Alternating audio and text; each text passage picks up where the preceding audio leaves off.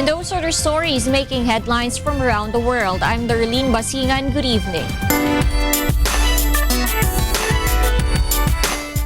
Ang ballad genre na wala kang katulad ang nagwagi bilang unang Song of the Week ngayong Pebrero sa A Song of Praise to Us of Music Festival Year 6. Ito ang balita ni Darlene Basingan.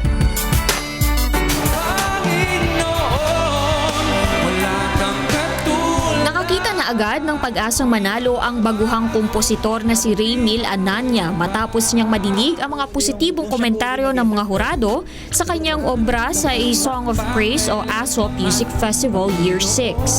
Nagustuhan ng mga huradong sina songwriter Arnel Depano, singer Jessa Zaragoza at Dr. Musiko Mon del Rosario ang awiting Wala Kang Katulad na nagwagi bilang unang Song of the Week ngayong Pebrero. Wala Kang Katulad!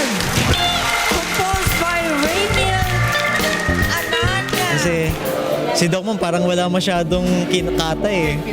Oo, siya eh. So, parang excited ako tuloy i-announce yung kung sino yung mananalo kasi parang malaki yung chance talaga. Lapat na lapat din ang ballad genre nito sa estilo ng singing champion na si DKT Jam.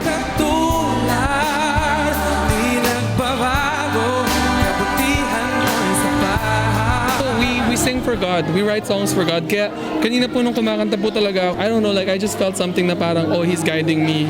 Nakatunggali nito ang mga awiting The Musical Bridge ni Sean Billones na mula sa bandong Indonesia na inawit ni Enzo Villegas at You're the One, Oh Lord ni Jose Vincent Perez na inawit naman ni Jem Cubil.